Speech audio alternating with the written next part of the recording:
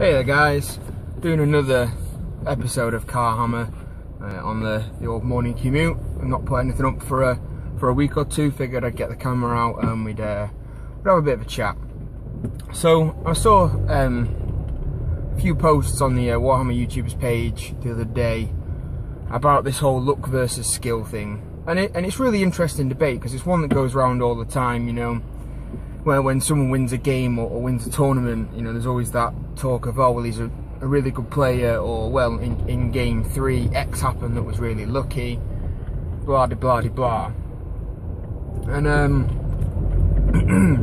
I just wanted to kind of add a few of my own opinions on, and my own thoughts, because in my mind, no one's really mentioned the sort of key terminology and the actual nuts and bones of the debate. I'm going to start talking about luck, really, because that one's real quick to get out of the way, and there isn't much really to discuss. I mean, luck is just the dice. That's the only real thing that is out of our control in the game. So you could say it comes in two manifests in competitive Warhammer. You've got the dice results, and you have the matchup process at a tournament. That's the only element of luck. And the only element of things that are out of your control that will ever come up in this sort of category. And there's nothing you can do about them, so there's no point really sort of discussing them at length or trying to figure out a way to manipulate them, because you can't, I mean, other than outright cheating by trying to rig a draw or by using, you know, weighted dice. There's no way to influence these completely random events that happen in this half of our hobby. The only way to do it is to kind of just deal with it gracefully. I mean, I played a game on UB last night and a game on UB the night before, against the same opponent. He was using the same list. I used a very different list in both games. And in the first game we played, my luck was horrendous. My dice rolls were way below average. The important key rolls were going against me. It balanced out in the later turns, but at that point, the damage had already been done. I didn't, contribute that to the loss. I mean, I made some mistakes. It was the first time using this particular list. I wasn't fully aware of how to play it or what its pitfalls would be. But definitely, my rolling below average had a contribution. In the game we played last night, it was completely reversed. My rolling was good, it was on average, it was slightly above at times, but my opponent's rolling was just terrible. He failed, I think, 6 fear tests in a row with a BSB. He failed a steadfast 9 test with a BSB, and it was just that correlating effect of below average rolling that I experienced in the first game. He got it in the second game, and the point of that little anecdote is, luck across a tournament balances itself out. So you kind of got to learn to take it on the chin. I mean, it's never nice when you put a planet into motion that should win you the game, only to roll dramatically below average and have it blow up in your face. We've all been there. We've all had that happen. It's just about learning to manage it, and there's nothing really else to say about luck, because there's no way to change it, there's no way to influence it. It's a part of the game we play. The part that is a lot more in depth is the skill side of this debate, the skill side. And I'm trying to wrap my brains now, because I'm pretty sure a while back I did a video about what makes a good Warhammer player, and I'm drastically racking my brains to think if I ever uploaded it or not, because I certainly remember recording it. And basically, in that video, whether or not it was uploaded, obviously I'm driving so I can't check now,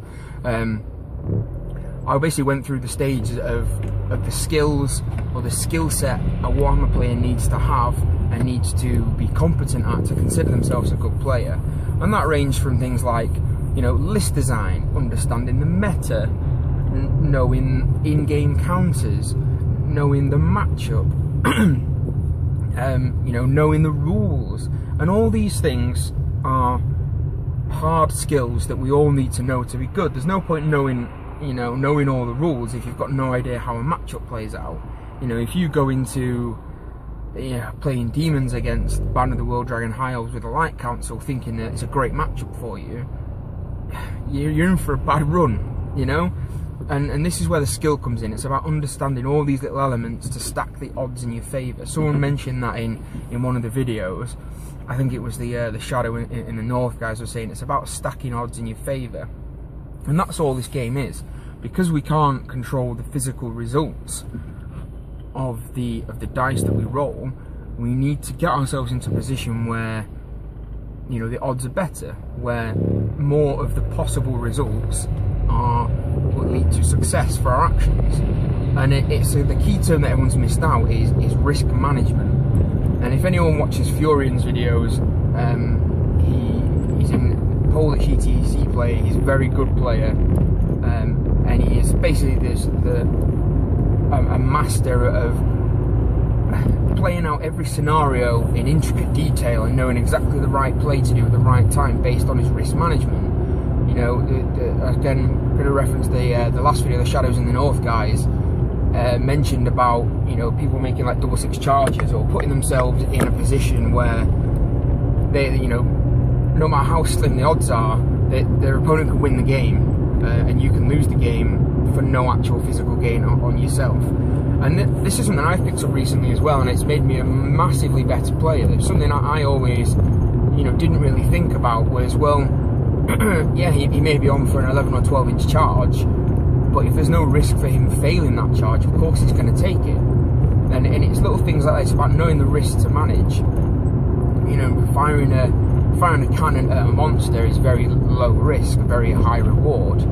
But, you know, charging a pretty powerful combat unit in the flank with a unit that's slightly lesser, but you know, if you get magic off, you'll win the combat and break them and win the game. That's slightly higher of a risk, because you've got to make the charge, you've got to get enough dice in the magic phase, you've then got to hope that you can outwit your opponent in the magic phase and get the spell or spells that you need. And then of course you've actually got to roll the dice in the combat phase and win the combat. And it's all these little things you've got to go through in your head to assess the level of risk versus the level of reward. And that in itself is the skill. That is the skill in Warhammer. It's all about knowing what is your chance of success, you know. And there's the argument you could say, well, you know, luck's more important, because at the end of the day, you know, best laid plans and all that go out the window. And to some extent, it's true. The current #1 ranked UK player, it's quite an open joke on our scene at the moment here in the UK, is that, you know, his nickname is better to be lucky than good. And to some extent it is. You know, every tournament I go to, I hear stories of him going into turn 5, turn 6 and being on for a big loss until he, you know, fires a cannon at a Slann in a unit of Saurus. The Sloan fails his "look out sir."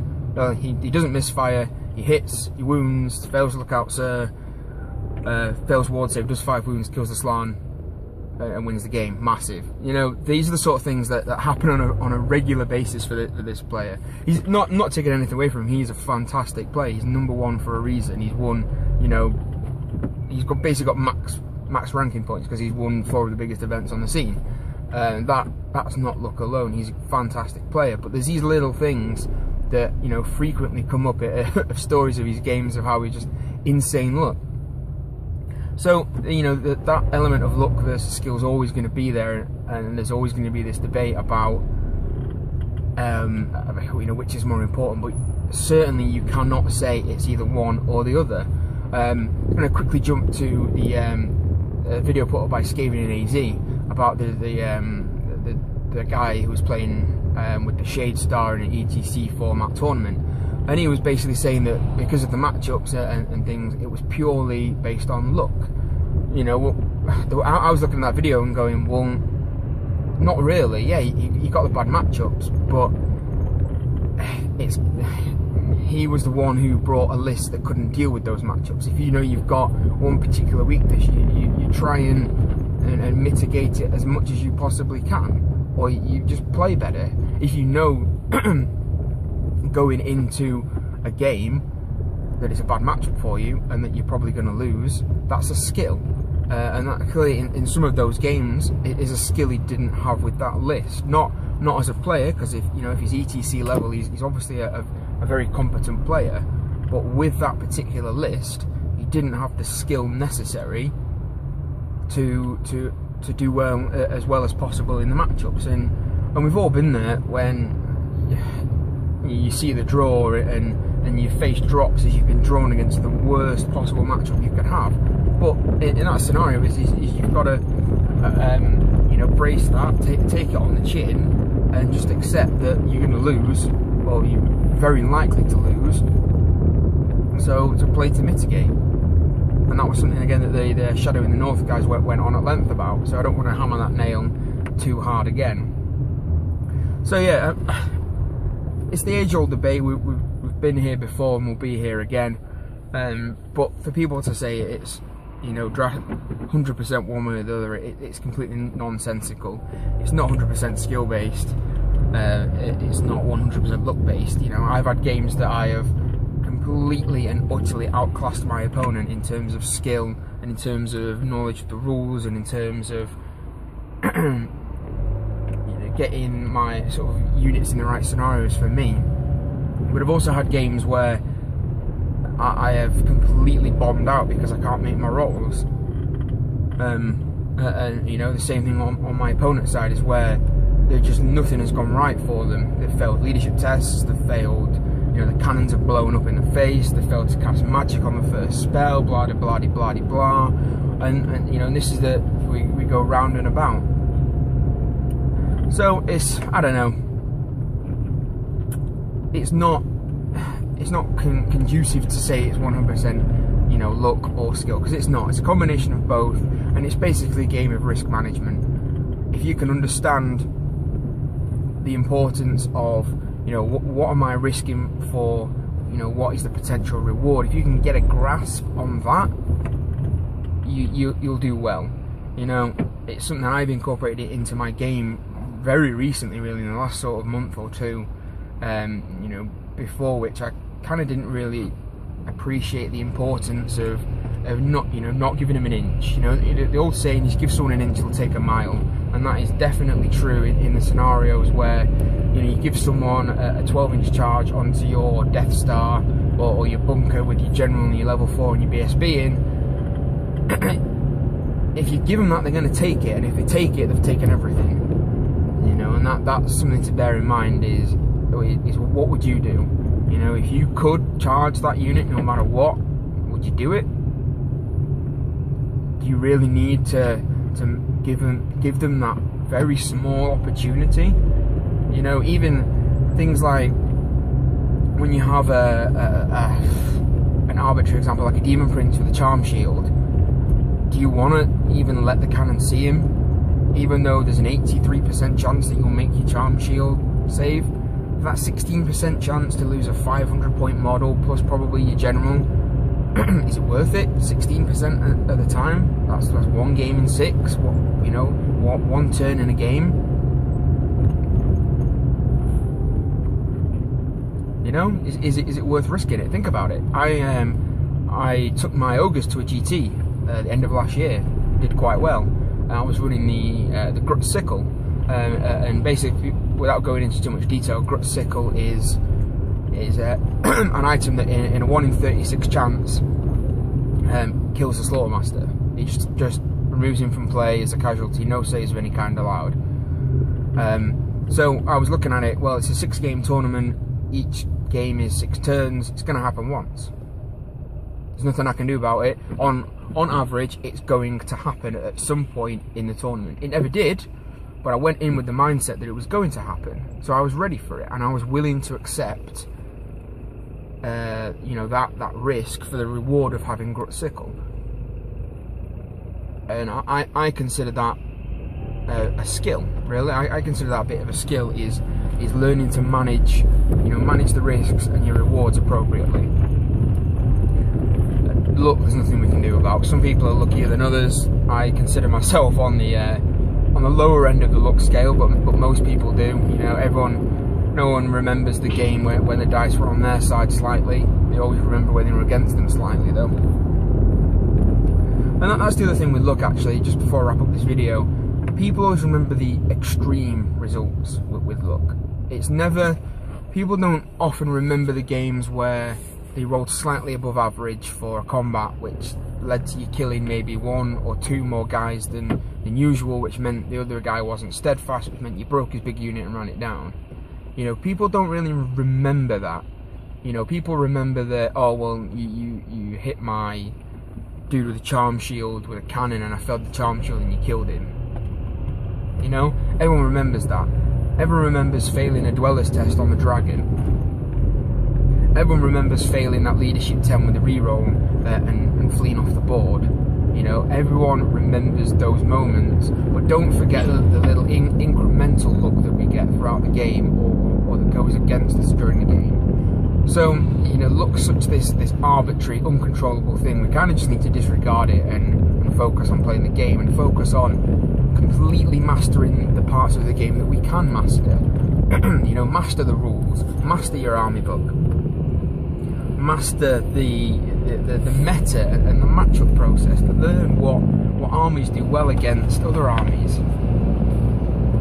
These are the things that we can have control of, and these are the skills that we can get better at. So let's all just focus on that side of it and kind of just roll the dice and let them do what they want. Yeah, we can bitch and we can moan, but you got to take it on the chin. It's no fun for your opponent if you're just complaining about dice rolls the entire way through the game. It's just totally not fun for your opponent. I've been there. I've been on both sides of it where I've complained about dice and I've had to physically take myself away and, you know, snap myself out of it, because it's not fun when your opponent's probably just playing really well and you degrade his victory by being a pissy little bitch. And that's where I'm going to finish it, because the language is getting colourful on a Thursday morning. So that's it, guys. That's my take on this whole luck versus skill thing. Hopefully this will get, you know, caught up in the video response chain. Be sure to drop comments below and you know, put up a video, get on camera and let us know what you think about it all. So that's it, guys. Don't forget to like the video and subscribe if you want. That'd be great. I'll catch you in the next one.